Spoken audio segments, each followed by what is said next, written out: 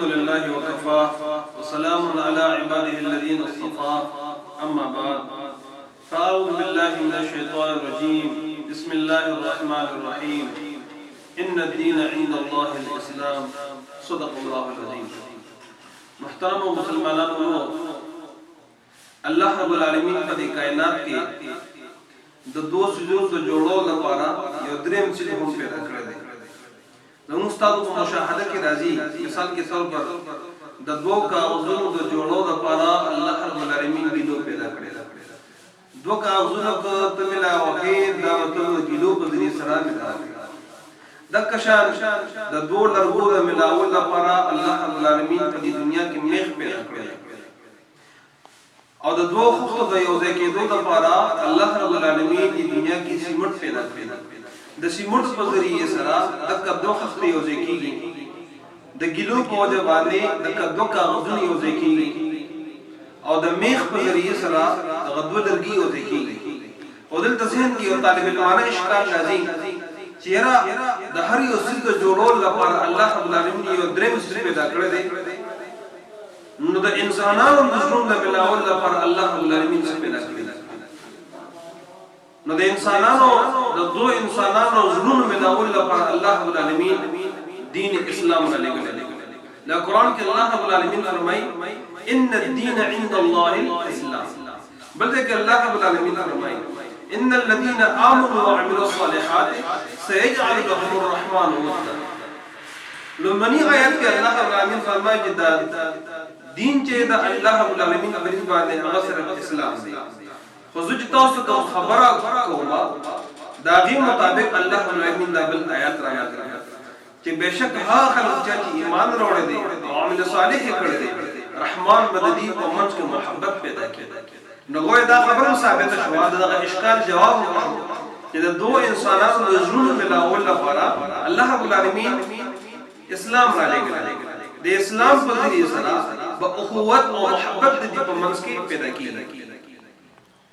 بل مثال دی بل زاویه سره هغه دا دی چې په کور کې د پلار خپل حیثیت وي، د مور خپل حیثیت وي، د بچو خپل حیثیت وي. دا هاي باوجود چې کله مور بیمار شي نو دا بچی را پاسي چیر دا بیمار شو نو دا والدا دا په هسپټل ته بوزو او د سو پور چې هغه نیټ شي دی له خو اوس د بچو مقام د دې کار هغه جدا دی، د مور مقام او دای کار جدا دی. دا غي باوجود د بجیرا پاسي د مور باندې دردي غدا هسپتال د بوزي د دې په منځ کې چې کوم مربت او محبت پیدا کړی دی دا کوم څه پیدا کړی دی دغه اسلام پیدا کړی دی. چې کله اسلام د دې په منځ کې موجود دی نو بیا به د مور مقام او منزلت هم واضح وي، بیا به د پلار مقام او منزلت هم بچو ته واضح وي او بیا به د بچو محبت هم د مور په زړه کې موجود وي. نن اغیار په تاسو وګورئ ناګي نه مور پیژني نه خور پیژني د ګرل فرند او د بوای فرند یو سیستم شروع شوی دی. والدین به ناس وي یې سره بوای فرند کینی چونکی پای کې اسلام نشته ځکه اغربت او محبت دی په منځ کې نشته. دریم مثال تاسو درکول بدن دی په بدن کې د لاسونو خپل کار دی، د سترګو خپل کار دی، د غوږونو خپل کار دی، د جیب خپل کار دی. خو لیکن د دې باوجود کله په سترګو باندې درد شي او د لاس او د شي په سترګو کې هودلی شي. اوس د الله ستاسو خبر نه کوي چې زما کار وکړو نیولې زما کار خو یو څه ورو چې تولې د سترګې کار کتلې چې سترګې باندې درشه زما څه کار چې د سترګې باندې لاس کې نه جي دا لاس با یو غیر مخصوص طریقه باندې روچتیږي او برسترګې باندې کې هودلی کېږي. دا ولي سر باندې یو څوک چې له گزار ورغی نو لاس بروچتیږي دا څه باندې هودلی کېږي ما دا ربط چې د اعضاء په منځ کې کوم څه پیدا کړی دی کوم څه دی هغه روح. اوس کته دا روح لري انسان نه لري کې نو کو د دغه ته بیا لاسونو کټ کې د دوا بل لاس نه راپاسي کته ته خو کټ کې د بل لاسونو نه راپاسي کته ته سترګې کټ کې پوزو ته نه پریږي د بل لاسونو نه راپاسي ونی روح ته نه ودی دغه شان د کوم دین اسلام د کوم ملک او ملت نه دین اسلام هغه ملک او ملت هغه معاشره کې درندګي پیدا شي، هغه معاشره کې زموږ حیثیت ختم شي، هغه معاشره کې د مشر ادب ختم شي، هغه معاشره کې انسانیت جنازي وځي، هغه معاشره کې د اخلاق جنازي وځي، هغه معاشره کې د اخلاق او د تهذیب او تمدن هغه جنازي وځي، هغه معاشره یو ویرانه معاشره چې د هر څه جنازي نه وځي. نو دغه سلسله کې زمانو کو زمون استاد معاشره پر سکون کول غواړو، کوم متو د ملک او ملت د امن یو ګهواره جوړول غواړو، نو متاسو یو کار چې موږ تاسو خپل ځان اسلام ته حواله کړو، الله ته حواله کړو، پیغمبر ته حواله کړو. زموږ تاسو با اسلام فالو کو، شریعت په فالو کو، پیغمبر په فالو کو. الله زموږ تاسو د ملک او ملت دا د امن ګهواره جوړوي.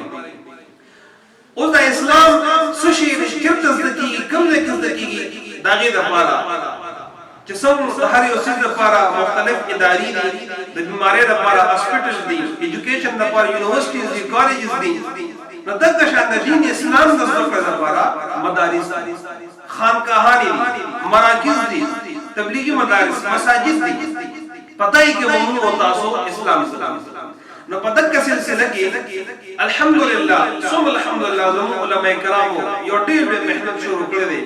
د دار رقم نه راوړل د علوم دیوبند نه پورې مدارس جوړیږي، د نبی اسلام د وخت نه قیامت پورې جوړیږي ان شاء الله. او دا غینه بیا ها خلق فعالیږي چې هغه د ملک او د ملت لپاره وفادار وي، د ملک او د ملت لپاره روحانه مستقبل وي. د دارالعلوم دیوبند د یوې اونې لاندې جوړ شوی دی، یو شاګرد یو استاد مولا محمود او شاګرد محمود حسن، لیکن د هغه اخلاص په بنیاد چې هغه مدرسه آباد شوه. د هغې مدرسې شاخونه په پاکستان کې صرف 13 زره دي الحمدلله، او دا 13 زره نه زیات شاخونه هغه په دیوبند کې په انډیا کې. او تام سره یو انګريز دی، هغه دلی کې ویزناستو تاریخ دان دی، وی سلویخ علماء بربندول هغه ګون ما راکړه چې موږ کتنو او علماء بربندول د سکروټه د پاسه وچول د پاره د دې چې هغه د ملک او د ملت د پاره ویني کوي. اې د جهاد فخر کړه وا چې مسلمان تر ازادي ملو شي، زمونږ د عقیدې تحفظ کوي، زمونږ د اسلام تحفظ کوي، زمونږ د تهذیب او د کلچر تحفظ کوي. نو الحمدلله علماء ډېر قرباني ورکړي دي. بهر کې دغه سلسله کړه چې نو هغه مولانا ظهور صاحب او قاری زردار صاحب په دې پلوسه لکړې کانیزه کې دیو مدرسې لپاره یو پروګرام جوړ کړی دی چې پای کې قرآن او حدیث او تهذیب د اسلام خو د لیکيږي، چې کله تهذیب د اسلام خو د لیکيږي سره سره با ایجوکیشن هم پای کې حاصلېږي. دې څه ځای اغشته د مدرسې لپاره نظامات ټول مسلمانانو ته یو خاص دی چې زموږ استادانو نه پیسې د مال او دولت سره په فضولیات باندې نه کې، په ایجوکیشن باندې نه کې، اگر چې دا یو فضول څه نه دی، خو لیکن موږ تاسو سره د الله په دین باندې خرچو، د الله د دین لپاره موږ تاسو مالی تعاون کو، جانی تعاون کو. ابو بکر صدیق سے په تبوک په مقام ټول ساو سامان مواسو د الله پیغمبر ته کې خو هدايه رسول الله مجاهدین لپاره استعمال کړي. امیر المؤمنین سیدنا عمر بن الخطاب رضی الله عنه نعمت الله تعالی پیغمبر ته حقوق کې خدای یا رسول الله مجاهدین لپاره رايو. نو موږ تاسو په یو کومه درجه کې موږ داسې وکړو چې زموږ د ناپاک مال، مشتبه مال چې موږ ته پته نشته دا حلال دی او حرام دی، بس صرف د حلال او یو زم دي چې دا حلال دی او اکه مال په خیر موږ راوړو او د الله په دین باندې استعمال کوو. درې فائدې وږي غټه. اوله فائدہ دا و چې د عمل پاک شي، تاسو کمال چې مدرسې راوړي دا کمال پاک شي. دویم د الله رب العالمین دی طرف چې سور آفات او شریعت او بلیات راځي، عذابونه راځي، ټول ختم شي الحمدلله.